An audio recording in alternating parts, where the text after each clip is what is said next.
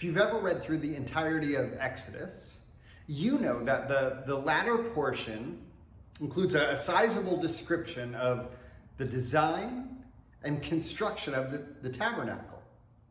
In Exodus 40, for instance, the Lord tells Moses to set up the tabernacle according to its design and construction, which he does. At the end of which, in verse 33, we're told Moses finished his work. Verses 34 and 35, we're told, then the cloud covered the tent of meeting, and the glory of the Lord filled the tabernacle. Moses could not enter the tent of meeting because the cloud had settled on it, and the glory of the Lord filled the tabernacle. We're told something similar in 2 Chronicles, but this time, not of the tabernacle, but the temple. Chapter 5, beginning with verse 1, when all the work Solomon had done for the temple of the Lord was finished, he brought in the things that his father David had dedicated, the silver and gold and all the furnishings, and he placed them in the treasuries of God's temple. And the temple's finished, and the priests brought the ark into the temple and then withdrew. They praised God, and then beginning at the end of verse 13, we're told, then the temple of the Lord was filled with the cloud, and the priests could not perform their service because of the cloud, for the glory of the Lord filled the temple of God. Now, it's not just capping off construction projects that we find the Lord's presence doing this.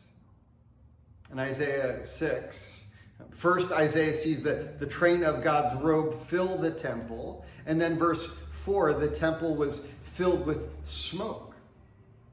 Again, Ezekiel 44:4, Ezekiel tells us, then the man brought me by way of the north gate to the front of the temple. I looked and saw the glory of the Lord filling the temple of the Lord, and I fell face down.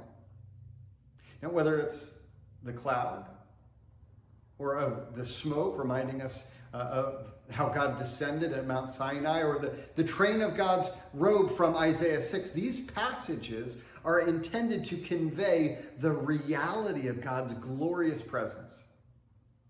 So much so that priests and prophets, much less God's own people, cannot stand or enter into his presence. Now, but why are we interested in these passages? Because in Revelation 15, 7 and 8, John tells us, then one of the four living creatures gave the seven angels 7 golden bowls filled with the wrath of God, who lives forever and ever. And the temple was filled with smoke from the glory of God and from his power, and no one could enter the temple until the 7 plagues of the 7 angels were completed. Now, each of the preceding passages were intended to emphasize the certainty of God's presence. And how much more in our current text? Not only so, but the 7 bowls, they didn't come from the 7 angels. They were distributed by one of the 4 living creatures, but that's not their source either. The 7 bowls are filled with the wrath of God because they come from the very God of glory himself. Now, I think we've hit on this theme previously, but it bears repeating. There are those who will say, I could never believe in a God of judgment or a God of wrath. What they're inevitably saying is that they cannot believe in the God of the Bible. Yes, Jesus graciously drinks the cup of God's wrath and would do so for the entirety of humanity were we to call on him. But for those who do not call, those who choose their lordship over his, who want to sit on their own throne rather than bow before the throne, God's wrath, and none other, is in store. May that fuel us in our witness this week. God bless.